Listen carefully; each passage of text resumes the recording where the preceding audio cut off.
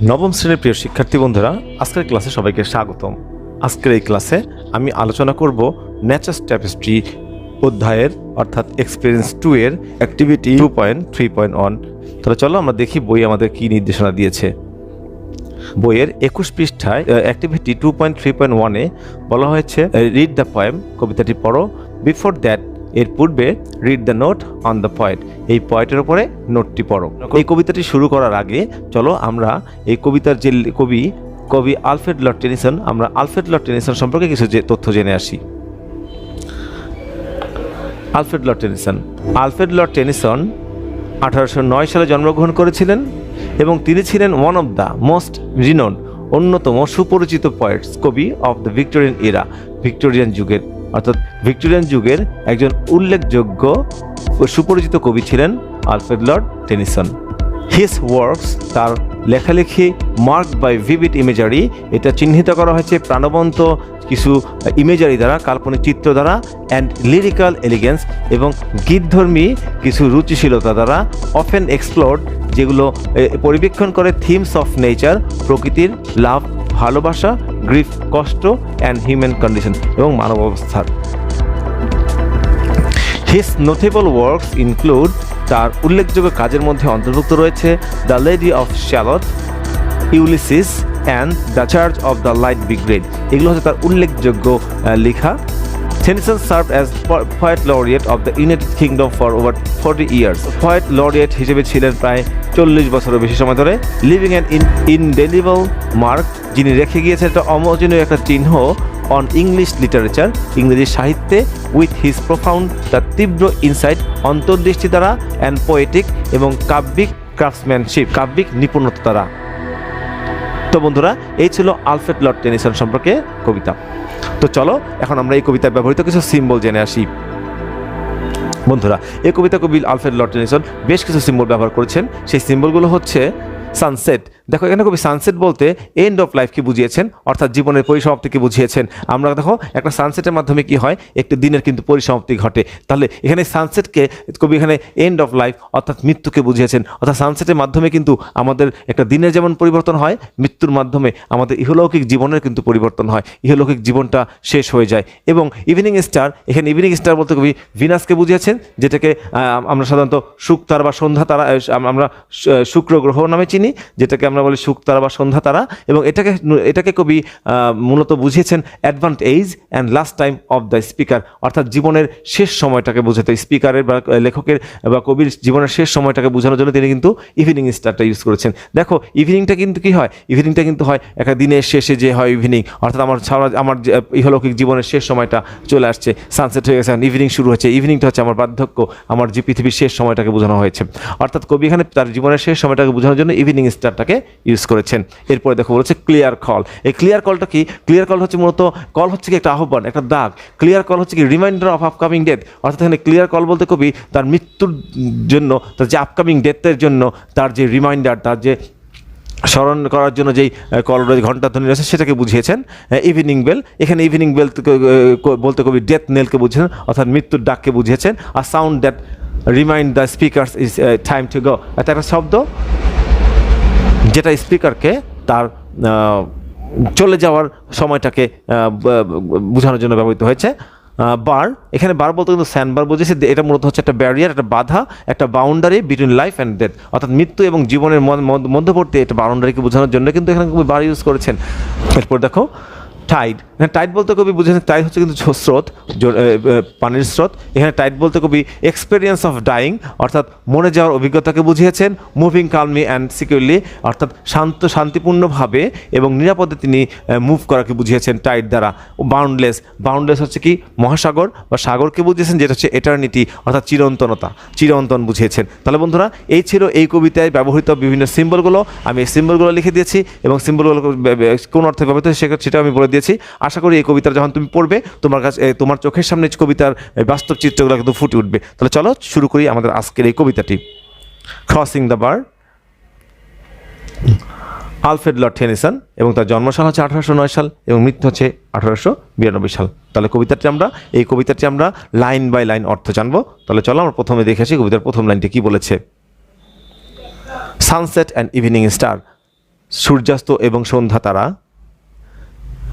And one clear call for me, এবং আমার জন্য স্পষ্ট একটি ডাক বা আহ্বান, and may there be no morning of the bird, এবং সেখানে সীমারেখার কোনো হাহাকার না থাকুক। অর্থাৎ when I put out to sea, যখন আমি সমুদ্র যাত্রায় রওনা হব।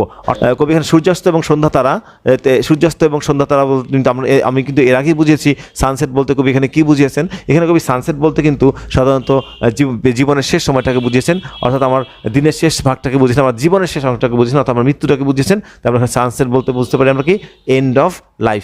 এবং ইভিনিং স্টার, দেখো ইভিনিং স্টার বলতে এখানে কবি ভিনাস বা advance age and last time of the স্পিকারে বুঝেছেন। ইভিনিং স্টার বলতে কবির জীবনের শেষ সময়টুকুকে বলেছেন, তার অ্যাডভান্স এইজের কথা বলেছেন। And one clear call for me, এখানে তো লক্ষ্য রাখো ক্লিয়ার কল, এই ক্লিয়ার কলটা হচ্ছে কি call to move from this world to another, অর্থাৎ এই পৃথিবী থেকে অন্য পৃথিবীতে যাওয়ার যে আহ্বান, সেই আহ্বানটাকে কিন্তু এখানে কবি বুঝেছেন। এখানে কবি কিন্তু এটা দ্বারা বুঝেছেন তার মৃত্যুর ডাক যখন চলে আসবে, তো মৃত্যুর ডাক যখন তার মৃত্যুর ঘণ্টাধ্বনি বেঁচে যাবে, and may there be no morning of the bar, এবং সেখানে কোনো মানে বারের জন্য, অর্থাৎ তিনি যে এই যেই বারটা আছেন, অর্থাৎ তিনি এখানে যেই সীমারেখার মধ্যে আছেন, সে যেই ব্যারিয়ারের মধ্যে আছেন, সেই ব্যারিয়ারটা যখন তিনি পার করবেন, অর্থাৎ মৃত্যুকে যখন তিনি আলিঙ্গন করে পরকালীন জীবনে চলে যাবেন, তখন তার এই বিদায়ের জন্য যাতে কোনো রকমের মর্নিং না থাকে, হাহাকার না থাকে, কষ্টের।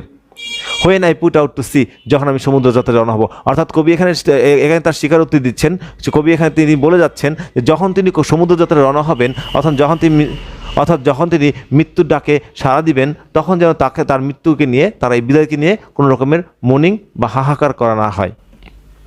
মূলত কবি এই চারটি স্টাঞ্জার মধ্যে তিনি বুঝাতে চেয়েছেন তার আসন্ন যে মৃত্যু, সেই মৃত্যুটাকে তিনি হাসি মুখে গ্রহণ করবেন, এবং এই মৃত্যুর জন্য তিনি তার যারা নিকটাত্মীয় আছেন বা তার যারা কাছের নিয়ার অ্যান্ড ডিয়ার ওয়ান্স আছেন, তারা যাতে তার এই মৃত্যুকে নিয়ে, অর্থাৎ তার পৃথিবী থেকে পরকালীন যে জীবন বা পৃথিবীতে চলে যাওয়া, সেই চলে যাওয়াটা নিয়ে তাদের মধ্যে যাতে কোনো রকমের হাহাকার না থাকে, কোনো কষ্ট বা ব্যথা যাতে না থাকে। এখানে দেখো একটা শব্দ বলছে মর্নিং, এই মর্নিং বলতে কিন্তু বলছে লো মারমার, অর্থাৎ হচ্ছে হাহাকার।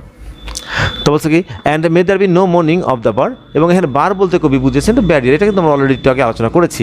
When I put out to the sea, and put out to sea অর্থাৎ জার্নি টু এটার্নিটি, অর্থাৎ এখানে পুট আউট টু সি হচ্ছে জার্নি বুঝিয়েছে এটার্নিটিতে, অর্থাৎ পরকালের জীবনের একটা ভ্রমণ বুঝিয়েছে। তো বন্ধুরা, এই ছিল আমাদের প্রথম স্টাঞ্জা। চলো এখন আমরা দ্বিতীয় স্টাঞ্জাটি আলোচনা করি।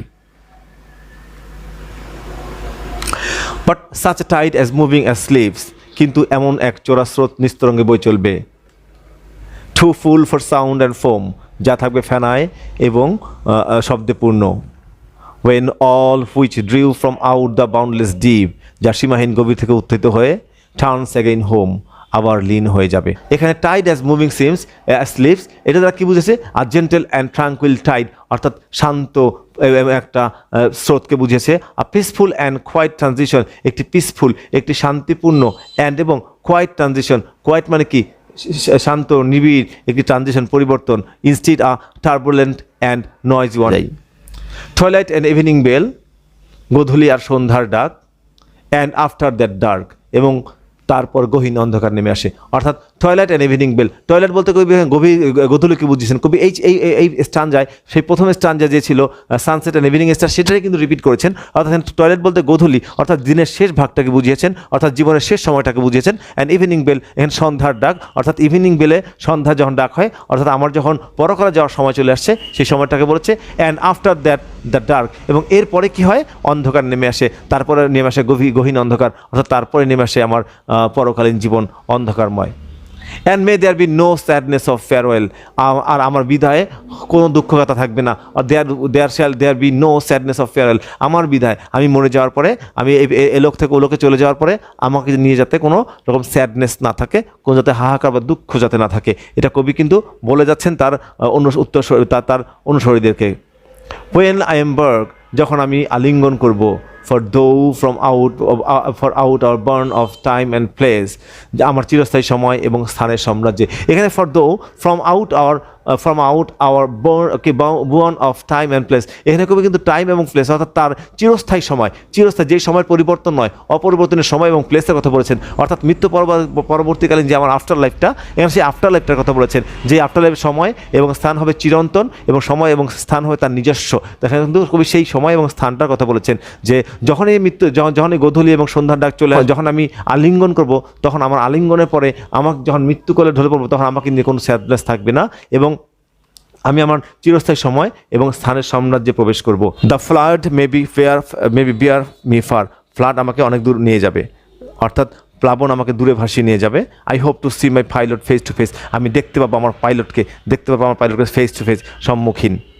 আমি দেখা পাবো আমার কান্ডারির মুখোমুখি, অর্থাৎ এখানে কবি কিন্তু কান্ডারির মুখোমুখি, অর্থাৎ পাইলট বলতে কবি এখানে কিন্তু হ্যাভেনলি বডিকে বুঝিয়েছেন, ঈশ্বর বা তার প্রতিনিধিকে বুঝিয়েছেন।